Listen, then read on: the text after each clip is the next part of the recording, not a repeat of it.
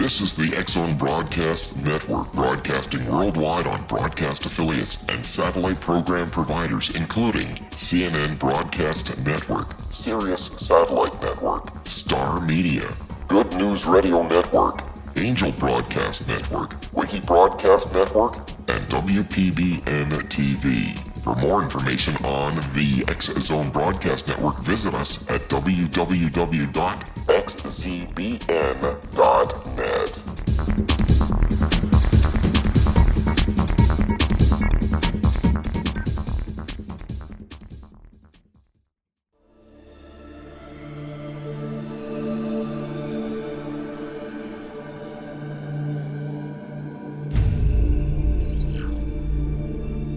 Whether you're a skeptic or a believer, join me, Rob McConnell, on the X-Zone TV show, coming soon to screens of all sizes.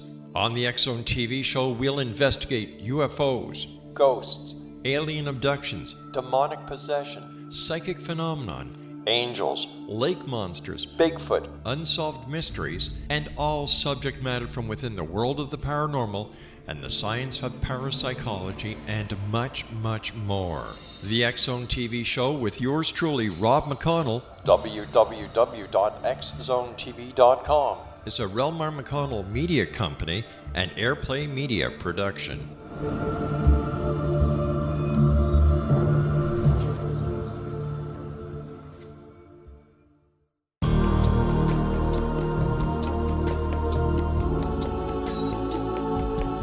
Unwilling to be the government's deadly assassin, gifted psychic Kahara Mitchell went AWOL and ended up buried under rubble in the wake of a great tsunami. She regained consciousness far from Earth on the medical ship of a Daguerreonian intergalactic fleet.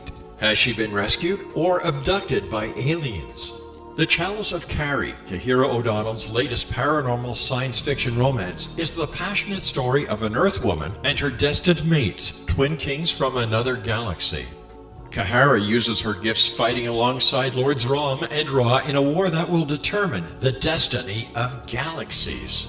The Chalice of Carrie by Kahira O'Donnell is now available at KahiraO'Donnell.com or at Amazon.com.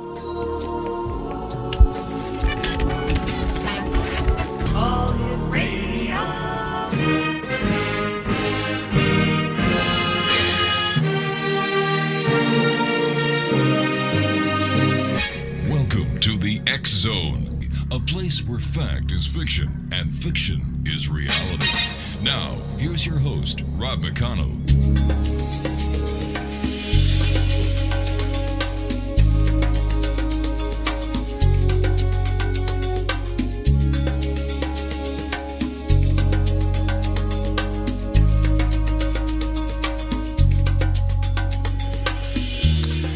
And welcome back, everyone. This is the X-Zone, hour number 4 for May the 25th in the year 2015. And once again, I'd like to say hello to all our new listeners on the Starcom Radio Network at www.starcomradionetwork.com.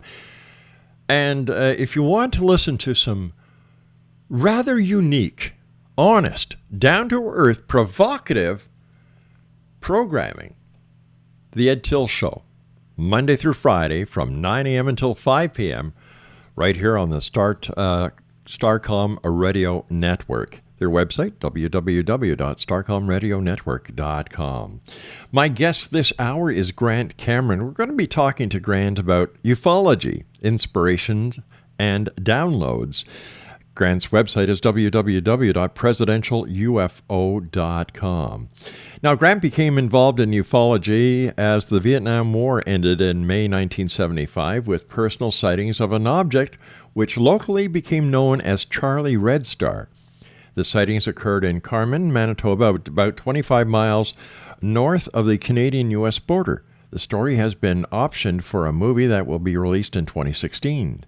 Now, these sightings led to a decade of early research done by Canadian government into the flying saucer phenomenon. Grant is the authority on Wilbert B. Smith, who headed up the Canadian government program. It's well known that Wilbert B. Smith worked with the American government. And I guess we could say that Wilbert B. Smith was the very first whistleblower when it came to ufology in the Canadian with the Canadian twist. Joining me now from his home in Winnipeg, Manitoba, is Grant Cameron. And Grant, welcome to the X Zone. Well, thanks for having me on, Rob. I appreciate your interest in what I'm talking about. Grant, tell us about Charlie Red Star. Charlie Red Star was an object that began in sync with the only operational anti-ballistic missile unit that was ever went operational in the United States, which was opened at a town called Nakoma, North Dakota. And if you know North Dakota, in the 1970s, it had 300 nuclear missiles, Minuteman III missiles with 10 warheads. This was the place where the Russians would want to take out. And so what they did is before Star Wars, they put in basically a Star Wars system on the ground. And they started putting the missiles in February of 1975. They started taking them out in November after they negotiated with the Russians. And during that period of time, on the north side of the border, we had an influx of sightings in a town called Carmen, which went on literally every day. And this thing was around there all the time. People in the town were seeing it, and I got involved after about 3 months. I knew it was going on, the stories were going, and I wasn't really interested in UFOs. I was interested in near-death experiences and psychic phenomena and stuff.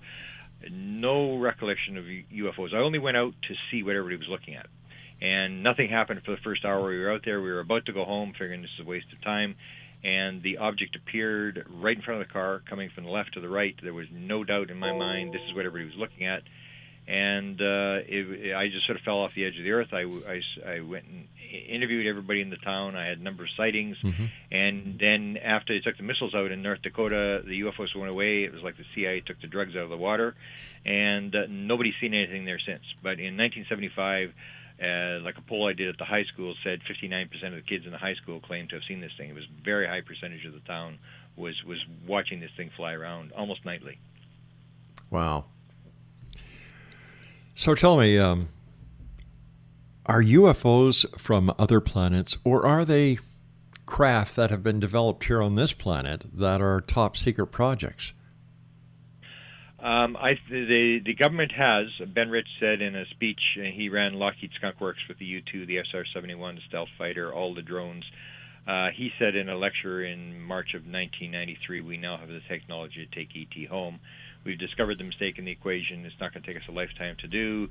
And so I believe the government has back-engineered some of the material, but the crafts are coming, maybe not from another planet, but they're coming from a higher vibration. They're coming across time and space, and I believe they are actually using the mind to move around in space. So they may not actually be from other planets, because a lot of contactees people have actually asked them where they're from, and that's one of the questions that aliens very rarely answer, is where they're from.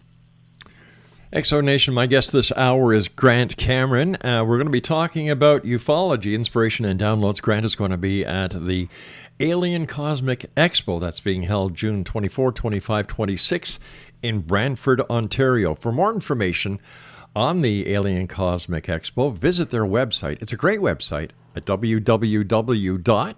All right, do you have your pencils and paper going? All right, aliencosmicexpo.com. That's www.aliencosmicexpo.com. And Grant Cameron and I will be back on the other side of this commercial break as we continue here in the X Zone from our broadcast center in Hamilton, Ontario, Canada, and around the world on Starcom Radio Network. This is the X Zone. I am Rob McConnell.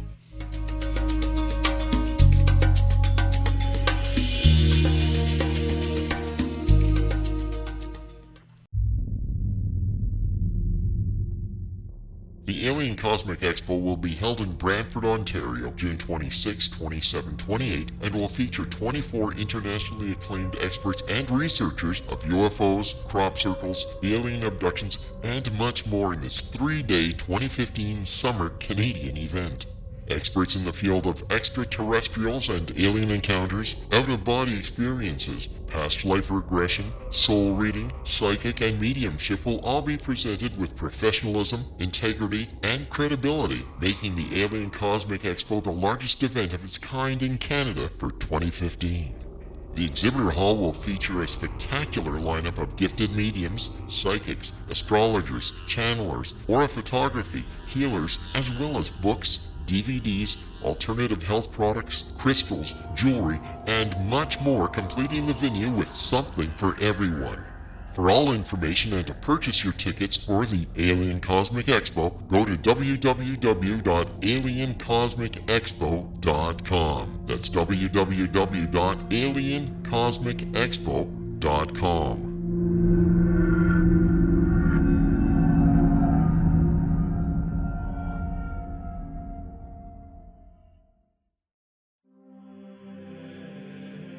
Rob McConnell here, presenting an overview for Nicholas Paul Jennings, author of a fascinating book, Amen. It presents facts revealed by Egyptologists, facts that enable us to understand why Amen is the beginning of creation of God.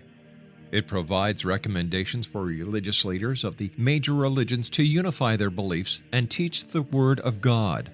Love one another. Amen informs people how mankind conceived God. It was the Egyptians that developed the concepts of a soul, a hereafter, and Son of God. And finally, after the worship of many gods, they conceived the belief in one universal God, the maker of all there is. For more information, visit www.futureofgodamen.com. That's www.futureofgodamen.com.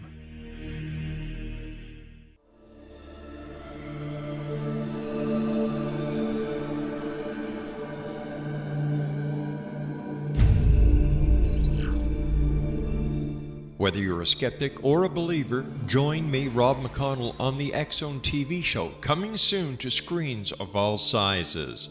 On the X-Zone TV show, we'll investigate UFOs, ghosts, alien abductions, demonic possession, psychic phenomenon, angels, lake monsters, Bigfoot, unsolved mysteries, and all subject matter from within the world of the paranormal and the science of parapsychology, and much, much more.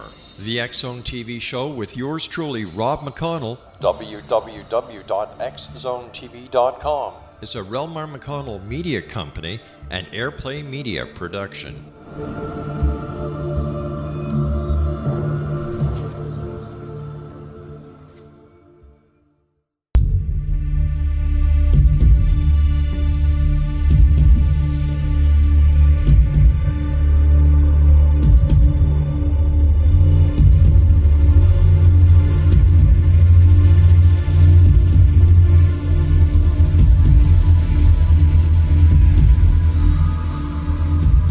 Welcome back, everyone. This is the X-Zone. I am Rob McConnell, coming to you from our broadcast center in Hamilton, Ontario, Canada. Worldwide toll-free, 1-800-610-7035, extension 0, gets you right into the studio. My email address is xzone@xzoneradiotv.com, on all social media sites, X-Zone Radio TV. And you can listen to the X-Zone 724-365 at www.xzoneradiotv.com. And all right, you notice how I emphasized and now on the Starcom Radio Network, www.starcomradionetwork.com, live Monday through Friday from 8 p.m. until 11 p.m. And you can also dial in and listen to the show by dialing 213-401-0080.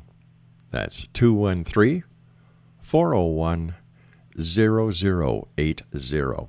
Grant Cameron's our special guest this hour. We're talking about ufology. And Grant's website is www.presidentialufo.com. You know, before we, but in the first segment, you mentioned Wilbert Smith. Now, wasn't he in charge of Project Magnet? Yeah, he was the guy who, we have the actual files, we recovered his files, who said I was the official head of the Canadian government flying saucer program. And it's key that he never used the word UFO. He always used the word flying saucer, flying discs. I think he knew the U.S. Air Force created the term in 1952, the UFO term, to sort of muddy the waters. Wilbur Smith was a contactee. He was in contact with two aliens. One was by the name of Alpha. There was a number of people in contact with Alpha. The other one was Tyla, who was cleaning up all the nuclear contamination. Wilbur's very open about what he was doing, and people really don't realize these days that Wilbur was the top researcher in the world. He was being written up in Fate magazine. Everything that he said would go across the country on newspaper headlines. He was a big name, and he was very open about what he was doing, and he didn't mince words. He said, "This is for real," and that is partly because he actually went through classified channels. In November of 1950, he went to the Americans, and he produced a top-secret memo, which is one of the only top-secret memos in the UFO world. The Canadian government, it's a Department of Transport document. The Canadian government does not deny the document is for real. They just don't want to talk about it. And it says in that document that the Canadians had gone to the Research and Development Board through the Canadian Embassy in Washington, D.C., through the military liaison, whose name was Arnold Wright. They had gathered all the material, and basically the Canadians wanted to know what's the deal with flying saucers. This is almost when it starts. This is 1950. They get back a material. Wilbur Smith writes it up in a top-secret memo that says, "We are told by American officials, not people on the street, American officials, flying saucers exist. It's the most highly classified subject in the United States, rated 2 points higher than the hydrogen bomb. There's a small group headed by Dr. Vannevar Bush, who was the science advisor to President Roosevelt, and trying to figure out the modus operandi." The fourth thing in this memo said, the subject is of tremendous significance to the Americans. And then the one that I found out later, after 37 years of investigation, suddenly I had this download that gave me the next line in the document, which I had sort of ignored, said, "We were also told by American officials that other things might be associated with the flying saucers, such as mental phenomena." And the Americans aren't doing very well, because they've said if the Canadians are working on it, they're willing to exchange credentials and talk to us about it. So in 1950, the Americans had told the Canadians that mental phenomena was part of the UFO phenomena. And that's significant because in 1950, nobody was talking to aliens. The abductees wouldn't appear till 1960s, Betty and Barney Hill. The first contactees were Adamski and Williamson, 1952. So the question is, how did the Americans know that mental phenomena was involved? And I would now say it is because in 1947 they recovered a crash at Roswell, New Mexico, and one of the aliens was alive, and it was telepathically talking in their heads. So they knew that mental phenomena was a key part to the UFO phenomena. Mental phenomena. How would you explain that to our listeners? Basically, when I got this download, I got three things. Three. The Canadian government document downloaded into my head. They just put all these pieces together. One was the former president of Penn State University, who basically was being asked by a researcher, what about the control group? Are they all Americans? Is there 12? How many are there on the group? He said, let me ask you a question. What do you know about ESP? And he said, unless you know about ESP and how it works, you will not be taken in. But the key statement was made by Ben Rich when he made this statement, this Lockheed Skunk Works, the Black Ops guy, in 1993. He was asked, how do UFOs get here? How does the propulsion system work? And Jan Hartson, who was the international director, now the international director of MUFON, was the guy who chased them out the door, and he said, Ben, I need to know, I wanted to know my whole life, how are they get here, how are they propelled? And Ben turned around and said, let me ask you a question. What do you know about ESP? And Jan Hartson said, well, that means everything in time and space is connected. And Ben said, that's how it works. And so it basically says that the oneness, the connection between everything, the entangled universe, the holographic theory is actually reality. And when I gave my first consciousness lecture talking about this download I'd gotten and how ESP was so critical, I was approached by a woman, and she basically told me, it was a secret meeting I had with this woman in her 70s in Phoenix, Arizona, and she told me she was flying the saucer, and I was very shocked. I said, well, how do you fly the flying saucer? And she said, you do it with your mind. And within a year, I had 24 people who had all told me the same thing, that they were being allowed to fly the flying saucer, and you do it with your mind. There's a symbiotic relationship between the aliens and the craft. That's how they move it around. It's done through mental phenomena. I have to ask you, I said, these people, how do we know they're telling the truth? How do we know who's telling the truth? The aliens? No, let's start with the real people, then we'll get to the aliens. How do we know that these people are actually controlling the UFOs with their mind? Well, this is what I'm saying. The first woman came to me, shocked me. I'd never heard this before in my life. Because she said she was flying it. I said, "Well, how are you flying it?" She said, "You do it with your mind." And I suddenly realized why they put me in contact with this woman, because I was talking about this symbiotic relationship. Then every time I would run up against somebody who would say, "I have these dreams, I'm flying this thing," and I would say, "How do you do it? How are you flying this thing?" Nobody said anything different. Everybody said the same thing. And when you run that thing down, was a guy who claimed to be at Area 51 who touched an engine, and he said it was alive, and he was always written off as a hoax. When I tracked his story down, I actually tracked it down to some experiments that were done at the University of Florida, where they actually are using neurons of a rat brain. And 20,000 neurons of a rat brain, and this thing will start to react, and the neurons are talking with each other. They put electrodes in the bottom, and they can actually now fly an F-22 simulator with 20,000 neurons of a rat brain. We have 100 billion neurons. This is only 20,000 neurons. And I show, when I lecture, I show a model of another robot that they built with 300,000 neurons from a rat brain. So this is the whole deal, is that it's the idea of flying crafts without steering wheels, without controls, that is done telepathically, and we can actually do it with a rat brain. 20,000 neurons can actually fly an F-22 simulator, and this is on the internet. Anybody can see this research that's being done at the University of Southern Florida. So this is sort of shows that there is some classified aspect to this thing, this mental phenomena aspect. It's not just the free energy, it's not just the metals, it's this whole aspect of the mental phenomena that's involved.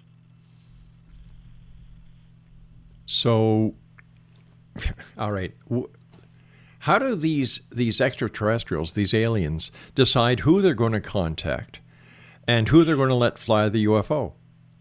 Well, this is one thing. Another thing that people don't know, there's a group called FREE, the Foundation for Research into Extraterrestrial Encounters. Edgar Mitchell, the Apollo 14 astronaut, is on the board. There's a number of high-level people on this board. They've just done a recent poll where they've talked to experiencers, and they have polled 1,115 experiencers have filled out this poll. And I'm one of the people who's going to be interviewing in stage 3. The question I'm going to be interviewing is question number 54, which talks about downloads. 43% of all the experiencers who are answering this survey are answering to question number 54, yes. And the question says, have you got scientific material, mathematical material that's in your mind that you did not learn in school or through any other means? And 43% of people, experiencers who are filling out this survey, are saying they're getting downloads. All right. Is it possible that what they are perceiving as downloads could be subliminal information that they're actually receiving from terrestrial sources? Well, if it's terrestrial sources, it's pretty amazing terrestrial sources, because this is very, very complex stuff. Some of this is like 25 pages of theories that has been vetted by Edgar Mitchell, by Rudy Shield from astrophysics at Harvard University, and they're saying this stuff's not crazy stuff. They're getting all sorts of material, and very complex material, not just simple stuff. Very complex mathematical stuff. So what do these people do? How do they generate the download? What do they do? Print it out? Do they type it out? What do they do with it? Well, they just have it, and so these people have never been questioned. Most people don't even know that this is going on. This is what interests me, is why are these people being downloaded by whoever's downloading them? Because there's no doubt these people are getting this material, and there's scores of them. When I lecture, I'll say that I believe the experiences are important. I talk about downloads, and I will be approached by, at every lecture, at least half a dozen or a dozen people who will tell me, yes, they've got this. They're getting these dreams. They're being taught to levitate things. And you have these MILAP cases, which you probably had people on, these people who are abducted by the military, re-abducted. And what I believe is going on is that if you're the CIA or the Defense Department, you can't say, I'm from the CIA, I don't believe in UFOs, but we'd like to talk to you about what's happening to you. They're interested in these people as well. They're trying to figure out why these people are being downloaded, what are they getting, and I know a number of high-level business guys who are watching these experiences as well, because everybody's interested in why these people have got these inventions and stuff in their heads. And it's a very, very unique thing. And 43% is a very high number. This is not one or two people. This is an awful lot of people with very complex mathematical material, and they don't know what's going on either. They're just sort of describing that they've got this. And so this survey has been done, and these people haven't even been questioned yet. We just know that there's this very high percentage of people who are claiming this kind of download stuff. Let me ask you, is it possible that this download phenomenon is actually a CIA brain experiment? No. I think that's just American hype. That's American, we're the kings of the world. They're getting, taken to the cleaners in the Middle East. They're not as smart as they're claiming to be. But wait a sec. Isn't it possible that the people who are saying that this download information is coming to them from an extraterrestrial source, that they are the people who are perpetrating the hype? Well, anything's possible. I just don't believe they have that technology. I really don't. If they had that technology, they'd be doing a lot better in the wars of the world than they're doing right now. I know, for example, one guy who ran what's called the Weird Desk. He's a CIA guy who ran the Weird Desk, which does with UFOs, paranormal phenomena from the 1970s to 1980s. I was told by a close friend of his that one of his jobs as a contract for the CIA is anybody who's a high-level official who has abduction-type experiences is sent to this guy for review as to what actually is going on. So they're very interested as well as to what's going on. All right, Grant, stand by. We've got to take our news at the bottom of the hour. Exo Nation, Grant Cameron's our special guest. Interesting guy, interesting topic. He's going to be at the Alien Cosmic Expo, June 26, 27, 28 in Brantford, Ontario. Visit www.aliencosmicexpo.com for all the information on how you can buy your tickets. And also check their website for some very interesting news. You may live around the world, but you know what? They've got you covered. We'll be back on the other side of this commercial break with the news. And for more information on Grant, visit his website, presidentialufo.com. I'm Rob McConnell. This is the X Zone. Don't go away.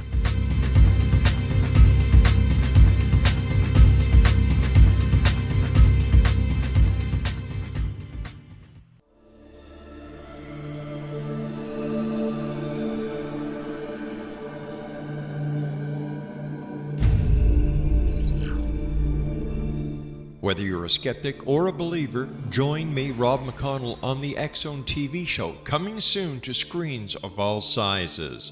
On the X Zone TV show, we'll investigate UFOs, ghosts, alien abductions, demonic possession, psychic phenomenon, angels, lake monsters, Bigfoot, unsolved mysteries, and all subject matter from within the world of the paranormal and the science of parapsychology, and much, much more. The X Zone TV show with yours truly, Rob McConnell, www.xzonetv.com, is a REL-MAR McConnell media company and Airplay Media production.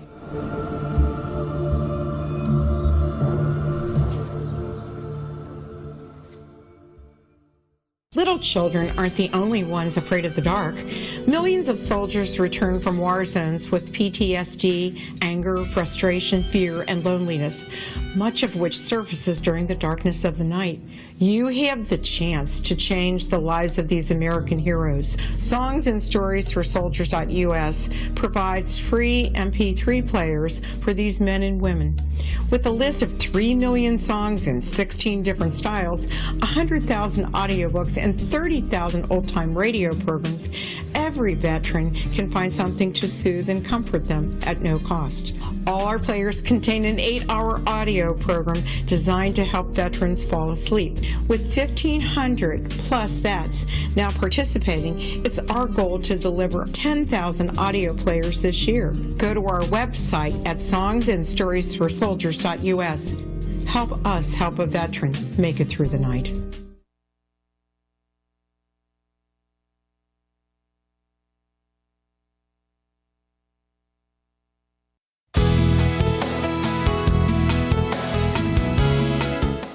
With each new extreme weather event or terrorist act, it becomes increasingly obvious that we live in uncertain and challenging times.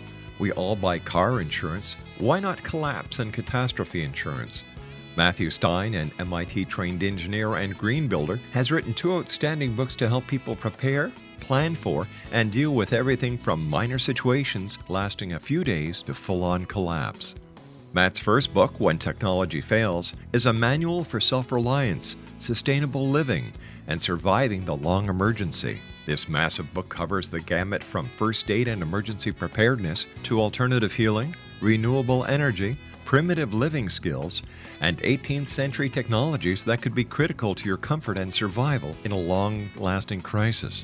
Matt's second book, When Disaster Strikes, is a comprehensive emergency preparedness handbook and survival guide. When Disaster Strikes is an essential item for every family's go bag. Both books are available at all usual sources. There's a wealth of totally free information posted at whentechfails.com, and author-signed copies may be purchased at mattstein.com. That's www.whentechfails.com and www.mattstein.com.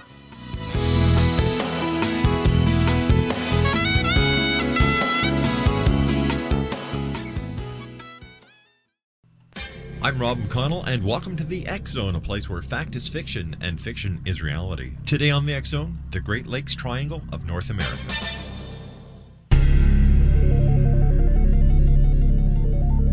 Found in the heartland of North America, these landlocked yet connected lakes, which eventually empty into the Atlantic Ocean, have become the scene of more mysteries involving ships, aircraft, people, UFOs, ghosts, and phantom ships than the Bermuda Triangle. 1/16th the size of the Bermuda Triangle, Lady John Graves Simcoe was the first European to chronicle the strange orbs of life that have been seen above and below the waters of Lake Ontario. First Canadians tell of great cities which surrounded the Great Lakes where men flew without wings. The Great Lakes Triangle of North America, one of the world's greatest mysteries, right in our own backyard.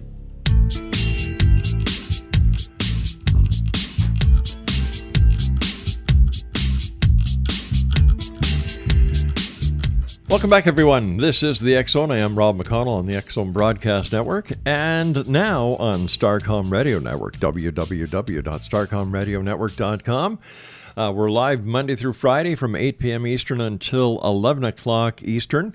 And I've got to tell you something about one of the shows, and then I'll get back to our guest this hour, Grant Cameron, because I'm really enjoying the conversation with this guy, who, by the way, will be at the Alien Cosmic Expo, June 26, 27, 28 in Brantford, Ontario. Visit their website for all the information on this mega Canadian event. Mega Canadian event, I say. www.aliencosmicexpo.com. Ed Till, who is the CEO and a legendary broadcaster, he's the CEO of the Starcom Radio Network. He has a show on. I've got to tell you something. Only a guy who loves radio as much as Ed Till does, with his credentials and his background in broadcasting, would do a show from 9 a.m. Eastern until 5 p.m. Eastern, 5 days a week. Check his radio show out. It is a blast. It is honest. It is real, with real characters, real people, real callers. A real good show. The Ed Till Show, Monday through Friday, 9 a.m. until 5 p.m. Eastern on the Starcom Radio Network, www.starcomradionetwork.com.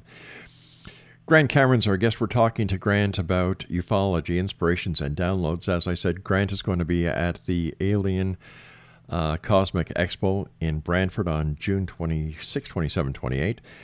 His website is presidentialufo.com. And Grant, you and I were talking a bit off air during the news break, and you were telling me that even Wilbur Smith apparently had downloads. He was getting instructions, and he was very open about it. He actually wrote a book that was published by his wife and his son after he died. Most of the copies were sold in Russia and in the Scandinavian countries. It was sort of ignored here. It's a bit over my head. I've got a couple of copies. It was called The New Science, and it goes through how the universe works, how reality works, and it says right in the very beginning, given to Wilbur Smith by beings more advanced than we are. So he claimed quite clearly that was coming through. He had what was called a gravity control experiment that a lot of people at the time knew he was running. He took it apart just before he died, told his wife, it'd probably be better I take it apart. They're just going to build bombs with it anyway. He claimed quite clearly that was coming, and they were controlling gravity by spinning this plate. And I was even told a story, a very bizarre story, and there's two sources that told me the story that were working with Wilbur Smith, and this was the story that they were testing this thing in a garage. They were working off the record. He had a metallurgist from the Defense Department, an Air Force guy, a Navy guy with him, and they were about to run this test with this plate that was moving at 17,000 revs a minute, and they got a phone call from a blind telex operator who was providing some of these messages, and the blind telex operator said, we got a message from AFA. He said, shield the experiment. Wilbur shut it down. They put a wall, and 2 people confirmed that this happened. They built a wall around this thing, started the thing up, and the thing basically exploded. There was ceramic magnets in the wall. It just all came apart. Mm-hmm. And so these kind of bizarre stories, and there's lots of them around Wilbur Smith, show that this kind of stuff goes on. And downloads it's not just alien downloads. There's all sorts of stuff, like Carlos Santana. A lot of the musicians are talking about downloads. John Lennon was talking about the fact that like music is like channeling. And he told a friend of mine that I interviewed, told me that sort of story. Most people don't know that, and I wrote a whole book on this, on this download thing. The present atomic structure, the quantum idea of the atomic structure right now came to a guy, and he won the 1921 Nobel Prize for it.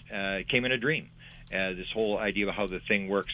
The laser came in a download. The hologram, these are all Nobel Prizes, came in a hologram. The idea for Google, the Google search engine, if you listen to one of the 2 guys that developed the company, he said clearly it came in a dream in the middle of the night. He woke up in the middle of the night, and the whole idea just suddenly downloaded into his head, and he started to write this down. All the Harry Potter books came in an instantaneous download to J.K. Rowling, and she's told the story to Oprah and a number of people. She's very public about this.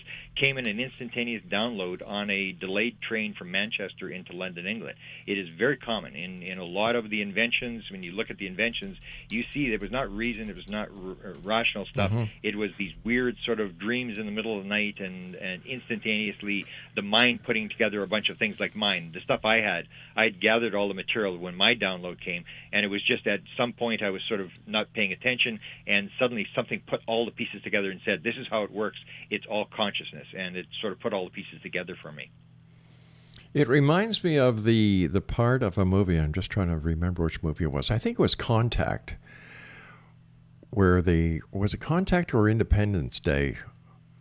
Contact, you're talking about the plans, yes, sort of the schematics? Yeah. That's the thing. It's very common, and that's why I wrote the book. And now it's sort of in final editing. Yeah. But the material is sort of coming so fast that I really can't, keep up with the new material that's coming. It's very, very common. Musicians is particularly. A lot of musicians, when you ask them, where did you get this from, they'll tell you about, Paul McCartney in the middle of the night, a dream with the song Yesterday, the song Stairway to Heaven by Led Zeppelin came automatic writing. They tell that clearly. This is very common. Old Little Town of Bethlehem came in the middle of the night. Piles of very famous songs came through these sort of instantaneous automatic writings or downloads or inspirations. And even the most famous inventor of all time, Thomas Edison, we now basically know how to do this kind of stuff. Because Thomas Edison, what he used to do is he always claimed he wouldn't sleep, and then he would sit in his lab, and he'd have 2 steel balls in his hand, and he would sit on his chair, and he'd put his hand over the edge of the chair, and he'd have a steel bowl in the bottom, and so he would sit there and he would just slowly meditate, and he would fall asleep. His hand would relax, the 2 steel balls would fall out of his hand and hit this steel bowl on the floor and wake him up, and he would instantly write down what it was in his mind. Because we now know that when you're awake, just as you're going to sleep, you go through this hypnagogic state, and that's a state where a lot of inventions and a lot of inspiration come. And Edison filled 3,000 notebooks doing this, just over and over again with these steel balls, recording what was in his head as he went to sleep. So basically, are we seeing this downloading actually happening by people opening up a channel or channeling? Yeah. Well, what I say is happening is you have a sea of consciousness, which has all the information of everything. Then you have the conscious mind, which reduces it, like Aldous Huxley said, it was a reducer. It had a filter, and it would filter out all this consciousness and just give you enough consciousness to survive in the physical world. But at certain times, whether you're using meditation, which quietens the left brain, and the left brain is your conscious mind. So the way you can do it is where Edison was using the steel balls and just relax, or you're using meditation, psychedelics, drugs. You have all this kind of stuff. I would said quite clearly, if it were not for LSD, there would be no computers. Absolutely. If you look at the history of the computer, you'll see the people that were doing LSD, it was basically all of them. This is a lot of these ideas, they got downloads. And so that's the same thing. It breaks that filter. It opens up that conscious filter and allows you to get the password to go into the universal internet. That's almost like a computer and an internet, that you have these ways of doing it. And, it can be whatever, meditation or, fasting, or there's ayahuasca. We've learned all these sort of techniques that people are using, that when you look at their download, you see that they've done something to break the filter on the left brain and get into that universal consciousness. And that's all I think is going on. All the information is there already.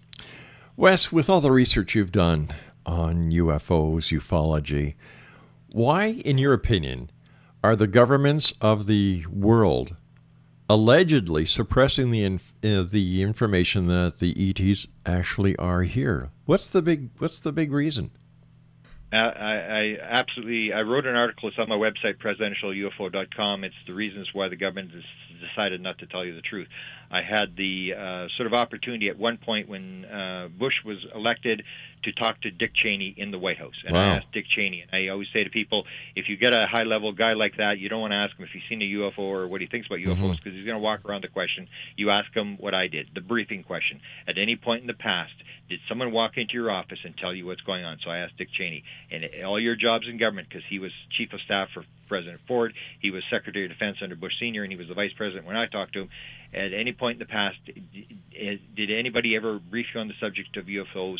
If so, when was it, and what were you told? And he hesitated, and he said, if I had been briefed on that subject, it would probably be classified, and I wouldn't be talking about it. Because basically you've got the military, and the military mind is a left brain mind. It's ego. It's not with oneness, that we're all one people. It's everybody's an enemy. It's good versus bad, and so everybody's an enemy, and you need all these enemies. And therefore, we are the good guys. We're always the good guys. If you're the military, whoever you are, we're always the good guys. So we're the light on the hill. We're the good guys, and you don't want to give the technology to Al-Qaeda, because they're going to kill Americans with it. You don't want to give it to China, because they're going to bury us with 50-cent items in not dollar stores, 50-cent items, because they've got low wage rates. Sure. So if you're the military mind, you're looking at all the things that could go wrong. The stock market melting down, and China burying us, and all sorts of nations with low wage rates, and you look at it from that military perspective, and it would scare the living daylights. And the president will say, "Okay, let's put it off. Put off another 5 years." They'll say the aliens may be bad guys. We may have to fight them off. Give us another 5 years, Mr. President. Let's just drag it out. We can drill another oil well in Alaska. It's not the end of the world. There's no point. The more we delay this thing, the more answers we're going to have. And every president will buy into that, because they're all gutless. They do not want to be the guy who is going to take the chance that something's going to go wrong, unless they're absolutely 100% sure that they know what the scenario is going to unfold. But there's so many things that they really don't know. They're not in control of this phenomena. They're not in control of the abductions. Somebody's going to come up within 5 questions. Somebody's going to say, Mr. President, millions of people have been abducted by these aliens. What are you doing to stop it? The president has no idea how to stop it. You don't want to put the president in a position where he looks like an idiot in front of the American people. So they just don't want to go there. And they just put it off. Like the economy. They just kick the can down the road and say, we'll deal with it in the future. Let's just do what we have right now and try to be the good guys. All right, so let me ask you this question. If there are so many people being abducted, like you said, millions, yeah. If there are so many people seeing these anomalies in the skies, if there are so many people that are having these experiences, how come not everyone is? How come the ratio of those having experiences, sightings, or being abducted are way lower than those who aren't? Well, what I believe is going on is that they are unfolding a development, and they're coming from the bottom up. So the ratio, the poll that was done in 1991, the Roper poll said 2%, which would be about 6.5 million Americans, which is still a lot of people. But what they're doing is they're just triggering certain people with ideas. And what I think they're here to do, they're not here to save us. They're here to save the planet, because they appeared after we detonated the first atomic bomb. And when I lecture in Brantford, I'm going to show a photograph of a clear UFO, daylight UFO over Nagasaki Harbor, just days after they detonated the atomic bomb. That's when they showed up here. And most of the experiencers, almost every experiencer will say when they were on the ship, they were shown the screen. They were shown a screen, and on that screen they see the world either being destroyed by nuclear weapons or they see this environmental disaster. And I think that's basically what's going on is in 1945, if the world is entangled, if the universe is entangled, everything is connected, when we detonated the atomic bomb, the entangled universe knew that we had done it, and that's when they appeared. The kids have got the matches, let's go, and we have this environmental thing that we're about to put the world off the edge of the cliff, and that's what I think, and they're inspiring people at the bottom, and it's going to be bottom up, because they went to the government a number of times, the government didn't listen, so they're coming from the bottom up, and that's the way all social and political movements work. They don't come from the top down, they come from the bottom up. You get the bottom inspired, people get motivated, and it starts to build, and it is building. The numbers are building, the consciousness is building, and that's the way all social and political movements come. And in the end, it's worth a lot of votes, and the people at the top suddenly agree, and they change the policy. But we're many years down the road before that's going to happen. But if these people do have or if these aliens have the capabilities and the ability and the know-how to save this planet, why waste time on all this downloading? Why don't they just land, make it a public landing so that it can't be disputed, and do it? Well, that's not the purpose. Why not? That's the American military version of doing things. We're here. We're going to come to the third well, world. wait a second. I'm a Canadian, and that's how I'd like to see it done.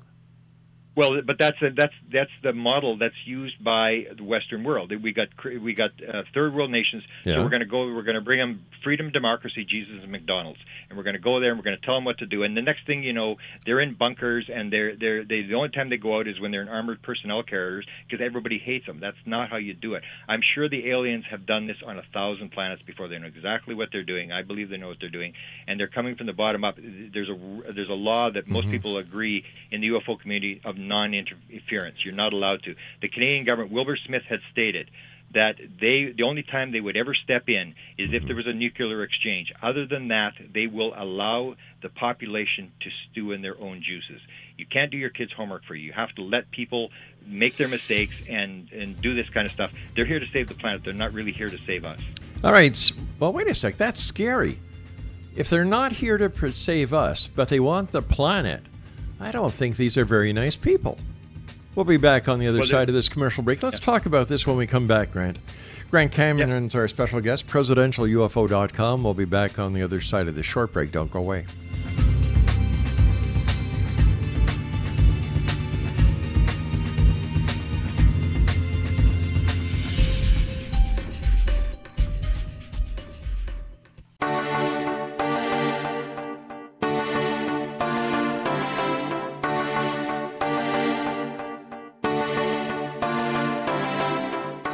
What if someone told you you could live to be 120? Would you believe him? What if he told you the Bible guaranteed it? All you needed to do was follow his rules and buy his products. Would you do it? What if you invested 20 years of your life in him? What if he tested his substances on your child? What if your child became brain damaged as a result? Meet Dr. Tyler Belknap, a fast-talking Texas admin turned health guru. At the helm of a vast health food and supplement empire, he has established himself as the authority on nutrition and longevity. But what his followers don't know is that his products are laced with bizarre psychoactive substances from genetically modified plants developed in his very own secret lab. No wonder his customers can't stop using them. Tyler Belknap will stop at nothing to keep his edge in the market, even if it means experimenting on children. Chasing 120, a story of food, faith, fraud, and the pursuit of longevity, a novel from the pen of political cartoonist Monty Wolverton, is an easy and entertaining read full of rich characters and intrigue. It hits home in a world filled with all kind of hucksterism and offers a glimpse of what can happen when GMO technology falls into the wrong hands. Chasing 120 by Monty Wolverton. Get your copy today at www.ptm.org/120 or on Amazon.com.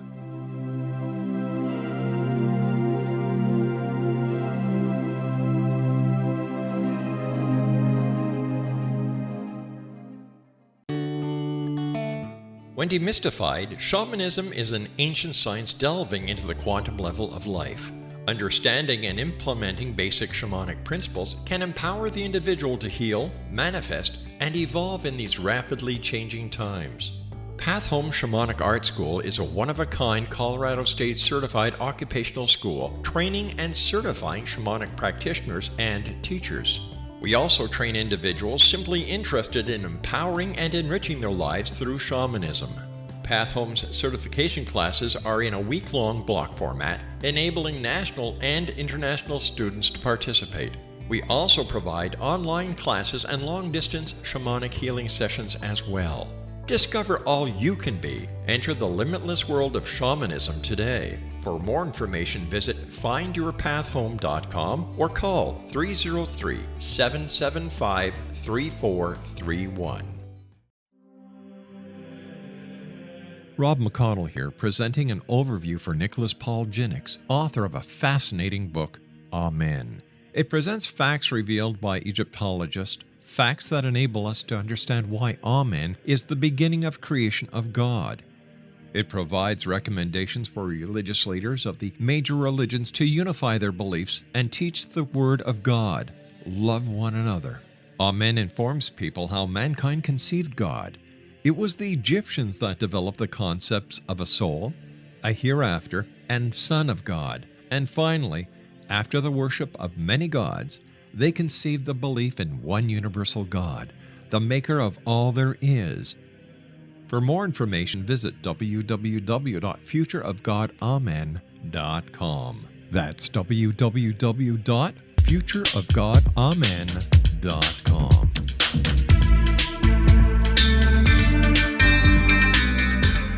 Wow, what a show this has been tonight. My first guest, Dr. Georgina Cannon. Second guest, we had Leslie Mitchell-Clark and Wes Robert on with us on the second hour. Third hour, Jason Quitt. And this hour, Grant Cameron. Now, all the people on tonight's show will be at the Alien Cosmic Expo, June 26, 27, 28 in Brantford, Ontario, not far from Toronto, not far from London, not far from Woodstock, not far from Strathroy, not far from Detroit, not far from Windsor, not far from anywhere. Be part of this great Canadian event. Go to www.aliencosmicexpo.com. All the information is there, the price of the tickets, accommodations, the entire works.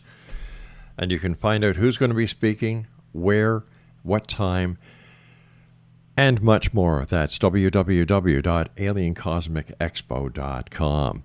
Grant Cameron's our guest, presidentialufo.com. Now, Grant, first of all, thanks very much for coming on the show. It's been a great pleasure talking to you, and I look forward to meeting you in person in Brantford. But before we went to the break, you said they're not here for us, they're here for the planet. That scares me. Well, if they wanted to take the planet, as I think you're interpreting, they could have done a long time ago. You can't really do it. That's where I think, again, I referred to the U.S. military policy in the Middle East and stuff, is you think you can go and take a country, that you can just sort of bomb them and then take over the country. And surely by now we've learned you cannot take a country, that every time you step up, you're going to get shot at. And the aliens would know that already, if they're smarter than we are, that you can't take over the world, because every time an alien stands up, someone's going to try to shoot it. You can't do that kind of stuff. So they're here to save the planet, because everything's entangled, because whatever we do on this planet affects everything else. And that's what Wilbur Smith, that's one of the main messages of the contactees, especially in the 1950s. Wilbur Smith was the fact that what we do here influences the rest of the universe. So that, in terms of the saving the planet, you can have the things, they're teaching people to download, and people have all these crazy ideas. They're here to steal our gold. I mean, they're going to come across the entire universe to steal a little bit of gold. This doesn't make any sense. I don't think so, no. So it's much more, I think, an idea of this idea that Ben Rich said. What do you know about ESP? Everything's connected. That's how it works. That everything in the universe is connected, and that we are creating havoc. We think that what we do here only influences us, and we don't realize that it has this influence over the rest of the universe. And it's like David Bohm, the famous quantum physicist, who basically described the world, and he was not a UFO guy. He was a guy who invented the holographic universe theory. He was a quantum physicist, and he was the one that described that it is as if a swarm of locusts had descended upon the earth. And I think that's basically what we're looking at, is that we are sort of using up resources. We're sort of polluting everything, and I almost, like, sometimes I'm almost against disclosure, because if we get free energy, I mean, we're going to have the Chinese economy not moving at 8% or like 30 or 40% a year, and all these economies, and we're just going to use up all the resources. And David Bohm, the great physicist, didn't think we'd make it. He thought there was no way we could stop the growth, that we are just sort of using up things, and we have to realize that we are like leaves on a tree, and that we just cannot strip the leaves off the tree, that sooner or later the tree will die. And I think that's kind of the message that I see that they're trying to get across, is this oneness that Ronald Reagan talked about, how the world would unite if we were facing a threat from an alien race. The world would come together and realize that we're one. Hopefully. Listen, Grant, you and I have got to say so long for tonight. Thanks so much for sharing your time with us. It's greatly appreciated. I appreciate it. And I look forward to meeting you in person on June 26, 27, 28 at the Alien Cosmic Expo in Brantford, Ontario. Until then, take care, my friend. Thanks, Rob. Exonation Grant Cameron has been our guest, and for all the information on the Alien Cosmic Expo, visit their website, aliencosmicexpo.com. So until tomorrow night, Exonation, always remember, keep your eyes to the sky and your heart to the light. Good night.